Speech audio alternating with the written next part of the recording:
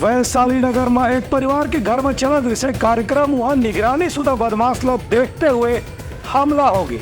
ये हमला में 4 जन आरोपी मल्ला पुलिस करे हवे गिरफ्तार। भिलाई के वैशाली नगर इलाका में गौतम नगर वार्ड के एक घर में आज चाकूबाजी की घटना सामने आई से पुलिस डार ने बताया गया है कि गौतम नगर निवासी भरत गिरी के यहाँ उनकर बेटा के जन्मदिन के कार्यक्रम चलत रही से तभी अचानक बाहर में कुछ निगरानी शुदा बदमाश बना के पत्थरबाजी शुरू कर दी। जब घर के सदस्य मन बाहर निकलीन तो मल्ला निगरानी शुदा बदमाश मन लाठी और चाकू से पीट के घायल कर दी।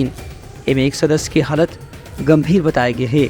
हालांकि परिवार के सदस्य मन के शिकायत के बाद वैशाली नगर पुलिस सभी आरोपी मन गिरफ्तार कर लिया हवे। फिलहाल घटना के बाद से पूरा बस्ती में तनाव के माहौल देखे बर मिलत है। Bureau report Uttarakhand news.